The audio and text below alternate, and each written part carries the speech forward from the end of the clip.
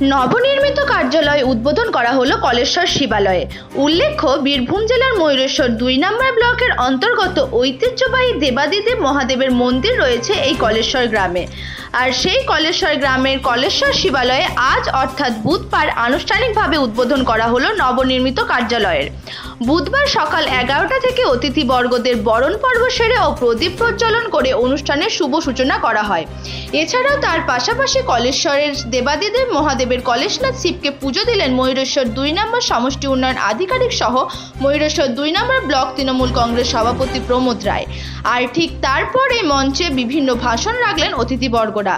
তবে বেলা গড়াতে ফিতে কেটে নবনির্মিত কার্যালয়ের উদ্বোধন করলেন ময়ূরেশ্বর ২ নম্বর সমষ্টি উন্নয়ন আধিকারিক। এদিনের এই শুভ অনুষ্ঠানে সমষ্টি উন্নয়ন আধিকারিকের সাথে উপস্থিত ছিলেন ময়ূরেশ্বর ২ নম্বর ব্লক তৃণমূল কংগ্রেস সভাপতি প্রমোদ রায় সহ আরো অনেকেই। কোন এলাকার সমগ্র উন্নয়নের জন্য এটি একটি অনুঘটক হিসেবে কাজ করবে। এইটার উপরে নির্ভর করে এই এলাকায় পর্যটন শিল্পের জোয়ার আসবে, যেটা আপনারা নিজের চোখে দেখে এসেছেন। তারাপীঠ আজ থেকে 15-20 বছর আগে যা ছিল, আজকের তারাপীঠের কি অবস্থা হয়েছে।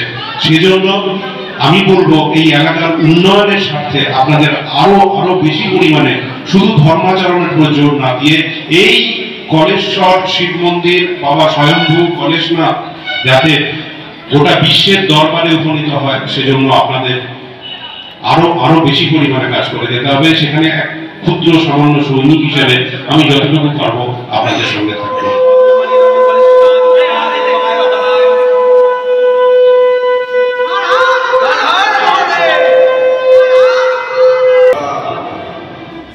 ডিজিটাল নিউজের সকল দর্শকদের জানাই স্বাগতম। যে সমস্ত দর্শকরা আমাদের চ্যানেলটি এখনো ফলো বা সাবস্ক্রাইব করেননি তাদের জানাবো খুব তাড়াতাড়ি আমাদের ফেসবুক পেজটি ফলো ও ইউটিউব চ্যানেলটি সাবস্ক্রাইব করে রাখুন। ধন্যবাদ।